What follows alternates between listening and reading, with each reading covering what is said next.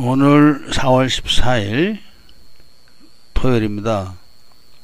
오늘 해드리는 이야기는 베트남 인간 건조기 이야기입니다. 저 공장은 하이지엉에서 박장 쪽으로 가는 지역에 있던 공장인데 인조 목재 판넬을 만드는 그런 공장입니다. 인조 목재라는 것은 합성목, 즉 자연목이 아닌 합성목, 즉 나무를 으깨 가지고 칩을 저렇게 만들어서 그걸 압력으로 접착제를 넣고 압력으로 눌러서 이제 나무를 판넬을 만드는 것인데, 나무를 만들기 위해서는 이 못 쓰는 나무를 다 저렇게 칩을 만듭니다. 잘게 잘라내는 거죠.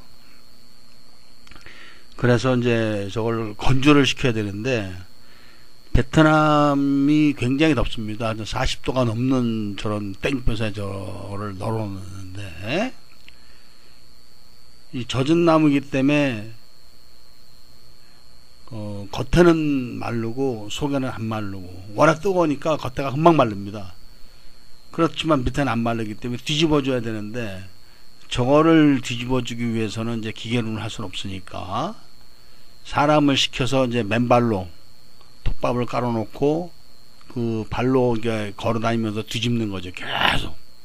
그러면 이제 또 뒤집어진데 마르고, 또 한 바퀴 돌아오면 또 뒤집으면 또 마르고, 이런 식으로 마르는 건데, 저 온도가 40도가 넘습니다. 한 42도 정도 되려나? 저렇게 더운데, 저 일도 주로 이제 여자들이 많이 합니다. 그 사각 같은 걸 쓰고서.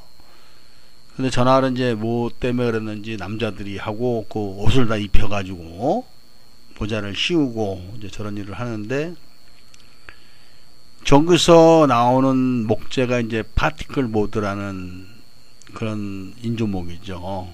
근데 품질이 아주 좋지 않습니다. 그 품질을 고급으로 만들려면은 그 프레스의 그 압력이 일정해야 되고, 그 다음에 이제 그 면을 반듯하게 치기 위해서는 아주 고성능의 그 샌다기가 있어야 되는데, 그런 것들이 다 중국제입니다. 중국제. 근데 저 규모는 이제 상당히 크죠. 땅이 넓은 나라니까. 저 공장 사장이 BMW를 타고 다니는데, 저 공장의 사업자 등록증은 과세특례자로 돼 있더만요. 보니까 과세특례자. 그러니 그 베트남의 그 부패가 얼마나 극심한지를 단적으로 이제 볼 수가 있는 겁니다. 생각을 해보세요. 저렇게 큰 공장이 과세특례자로 사업자 신고를 해놓고 사업을 하고, 사장은 이제 BMW를 타고 다닙니다. 저 당시에 그 직원들 월급이, 베트남 사람들 월급이 10,000원 안쪽이 안 했었을까, 이제 지금 기억으로는 그런데,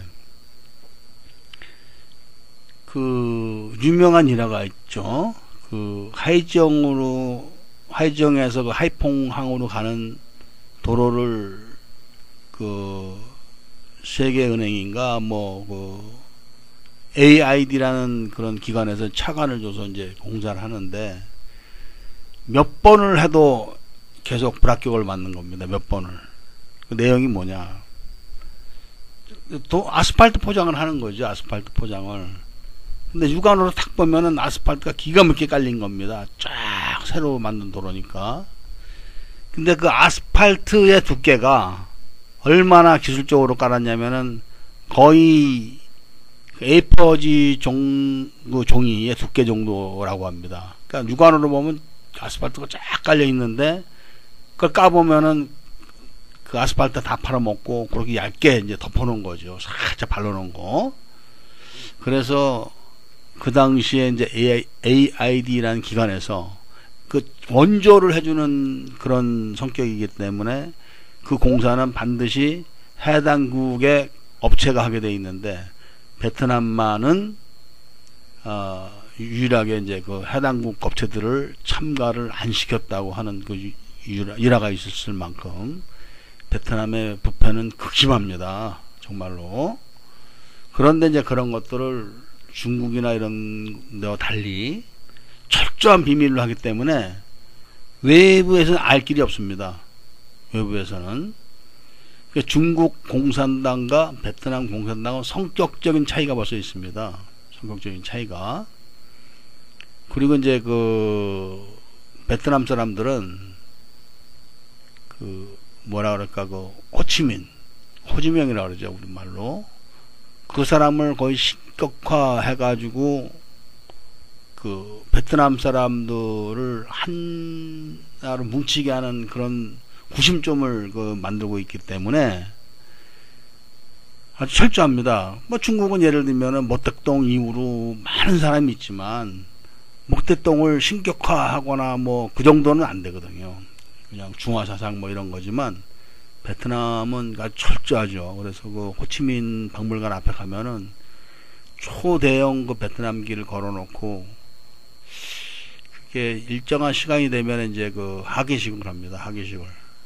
그럼 이제 시골에서 베트남 사람들이 올라와서 그걸 보면서 막 울죠. 그런 정도로 베트남 사람들은 민족성이 강하고 애국심이 강하기 때문에 베트남에 가서 사업을 하거나 돈을 벌려고 하시는 분들은 철저한 준비를 하지 않으면 다 털리고 오게 돼 있습니다. 철저한. 예를 들면은 뭐 한국의 정부 대 정부 이런 차원도 베트남 사람들한테는 제가 봤을 때는 상대가 되질 않습니다. 굉장히 미흡한데 이제 한국이란 나라의 그 경제력이 있기 때문에 베트남에서는 이제 아무런 문제를 삼지 않지만 내부적으로는 철저하죠. 그런 면을 아시고 베트남으로 진출하셔서 그리고 한국 사람의 그 긍지와 그다음에 내가 한국 사람의 인식을 잘 갖고 그 자기 관리를 잘 하시면은 성공을 하실 수가 있으니까 베트남에 가셔도 꼭 그 열심히 일을 하셔서 성공하시기를 바라는 마음으로 이런 이야기를 해드리는 것입니다. 이야기를 다음에 또 해드리겠습니다. 감사합니다.